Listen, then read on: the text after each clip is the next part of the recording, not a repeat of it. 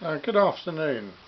I've added quite a few new parts and done a lot of painting over the last few days. So as you can see, the baffles are now painted and the caudal brace stiffeners rather, and they're all temporarily bolted in place. I say temporarily because although I electrically checked the operation of the elevation and depression cams individually, since I put the cradle in, an error has crept in and the switch isn't operating when the guns are raised.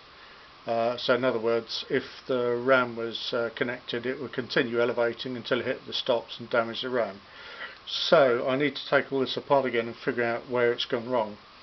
I believe what's happened is that the right hand cam is 72 degrees out of position, but we'll have to investigate that later. What I'll probably do is do a little circuit with two lights on. When both lights are on, the RAM will be capable of being energized in either direction, and when a lamp goes out, then that means that only one direction of travel, i.e. away from the mechanical stops, is possible. The other thing that I've added, if I turn this around now so you can get a better shot at it, and I'll move this out of the way, is that I'll take the guns out because they're just temporarily in position. The movement of the gun cradle and the connecting linkages here and here have been added. There's very little room for those, so I had to get be very careful which end I put screws in and what type of screws to get it all to fit without colliding.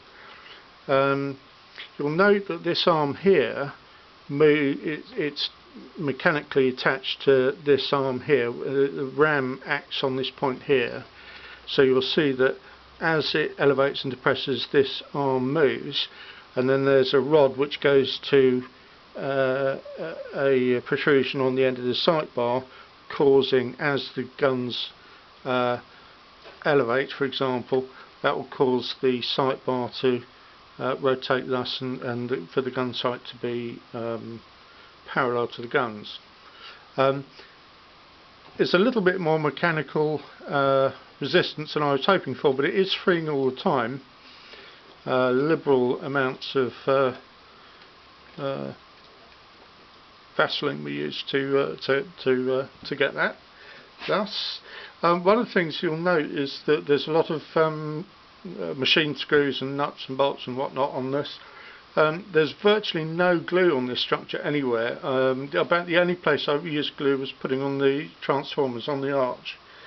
And the reason for that, although it's very time consuming to tap and die them, to tap the holes, and they do take well in SLS nylon, not well in ABS, I hasten to add, but they do work well in SLS nylon. I'll do a film later about how I go about that, because it may be useful for other people with other projects. The only other thing I want to talk to you about, if I move that back out of the way, which I omitted talking about on the other ones, is the basic structure of these caudal braces. There's a thick piece in the middle. I remember I showed you a white one in one of the preceding films, and that contains all the void spaces where they can make legitimate moves. And then there's a cladding piece on each side. The holes for the axles and so on are slightly larger on the inner piece, so that the axle is held parallel with minimal contact with the other parts of the structure. Other parts that have been added, I made a cock up when if you'll pardon the phrase, when I was designing this, and I didn't appreciate that the ammunition tanks were actually 2 boxes on each side rather than 1. So I've redone these lines of bullets to create the correct impression of 2 separate tanks. That's about it for now. So I look forward to speaking to you in a few days when I get to the bottom of what these cans are doing.